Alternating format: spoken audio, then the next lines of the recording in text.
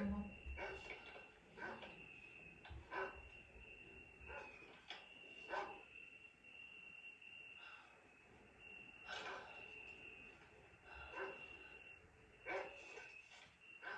Qayerdaman? Juda yaxshi bilib turibsiz qayerdaligingizni.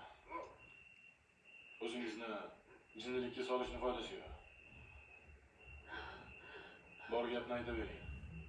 Bu yerda ikkimizdan boshqa hech kim yo'q. Siz bu uyni qayerdan bilasiz?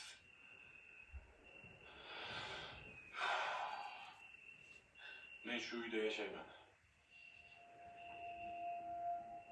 Xolid opa, nega bu uyda g'alati voqealar sodir bo'lyapti? Nima bo'lgan o'zi bu uyga? Erim o'lgandan so'ng oilani tebratishga qiynalib qoldim. So'ng yordamga muhtoj ayollarni mana shu uyga olib kelib, ularni abort qilish bilan shug'ullandim. Ro'zg'orimni ham butlab oldim. Ammo harom luqmaning kasri bolamga urdi. Yolg'iz farzandim kutilmagan kasallikdan olamdan o'tdi.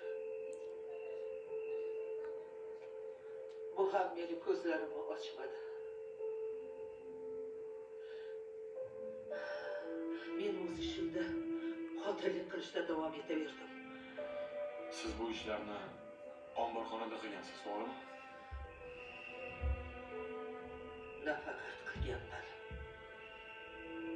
balki o'sha jajjigina murg'ak bolachalarni mana shu qo'llarim bilan